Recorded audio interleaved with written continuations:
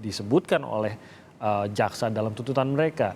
Tidak kooperatif, berbelit-belit, dan lain-lain lah. Sehingga intinya adalah memburamkan apa yang mereka ketahui, memburamkan informasi terkait dengan kejadian. Tidakkah ini menjadi justru kebalikannya dari seorang justice collaborator, yaitu justru menutupi atau mencoba untuk memburamkan fakta sehingga kasusnya tidak bisa benar-benar terkuak? Dan apakah ini justru kurang berat dinilai oleh jaksa? Pasti ada alasan kenapa seorang terlalu berbelit-belit, kenapa seorang masih menutup-nutupi. Tapi ini tidak terlihat dalam tuntutannya, begitu Pak. Pak An, apakah ini seharusnya jaksa lebih menaruh perhatian pada hal-hal yang ditutup-tutupi ini untuk memperberat tuntutan mereka kah? Atau memang karena berbelit-belit dan tidak jelas sehingga justru tidak bisa menjadi dasar untuk pemberatan bagi tuntutan terdakwa, Pak An? Ya, saya malah melihatnya jaksa itu akrobatnya ada akrobat ya sebagian itu terlalu tinggi gitu. Misalnya sampai pada suatu kesimpulan bahwa terjadi perselingkuhan dalam perkara ini. Oh, oke. Selama persidangan kita tidak melihat itu, bahkan sampai akhir pemeriksaan terdakwa Ferdy Sambo masih meyakini bahwasannya istrinya diperkosa.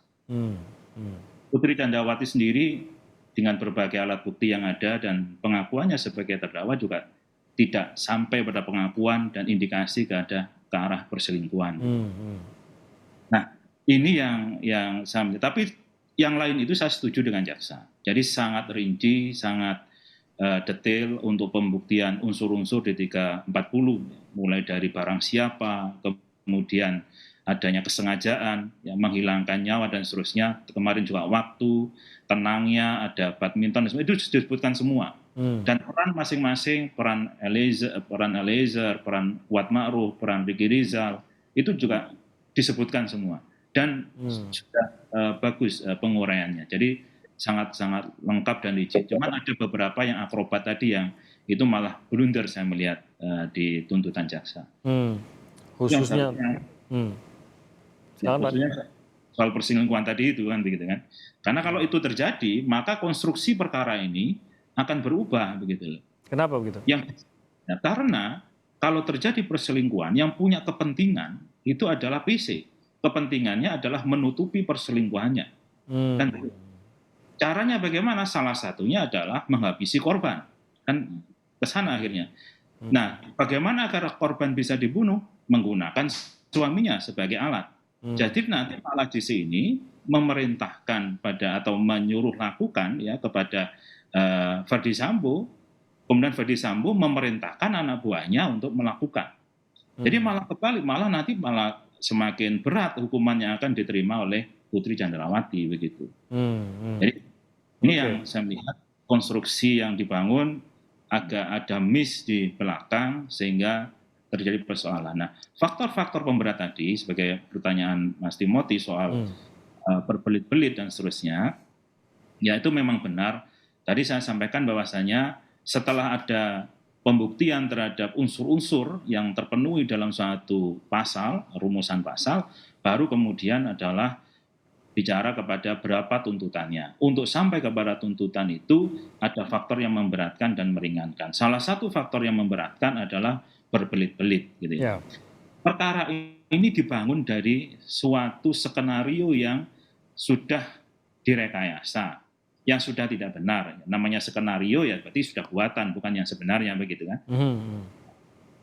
Sehingga untuk menutupi skenario itu dan menyempurnakan skenario itu harus dirangkai dengan berbagai kebohongan. Nah, agar ini tidak terkuak kebohongannya, maka ya harus berbelit-belit. Akhirnya antar fakta tidak nyambung begitu. Misalnya yang paling gampang ini ya, senjata itu kan sudah dilucuti oleh Ricky Rizal mulai dari Magelang. Nah, tapi ketika terjadi pembunuhan, senjata itu ada di pinggangnya Joshua. Pertanyaannya, pistol Joshua itu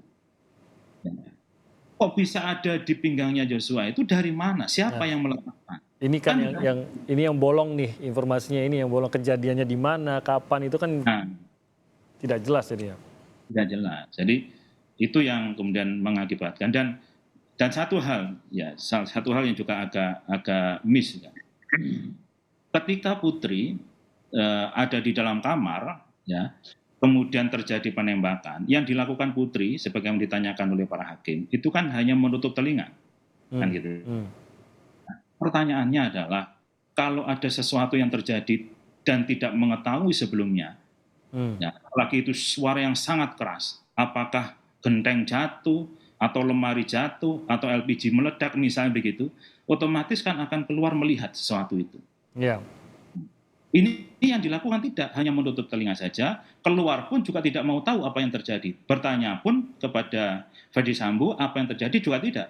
hmm, Ini indikasinya bahwa Putri sudah tahu akan terjadi pembunuhan. hmm, Dan itu diperkuat dengan adanya keterangan Eliezer yang menyatakan bahwa soal CCTV, soal sarung tangan yang sudah dibicarakan bertiga di lantai 3 rumah Saguling.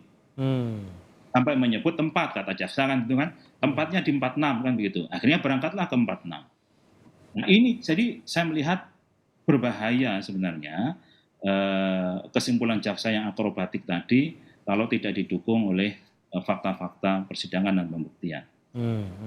Tapi akhirnya justru itu kesimpulan yang bisa ditarik. Sementara ya itu masih banyak hal-hal lainnya yang terkait dengan kronologi kasus yang masih sangat tidak jelas seperti yang tadi digambarkan Pak Aan. Itu hanya salah satu tuh Pak Aan.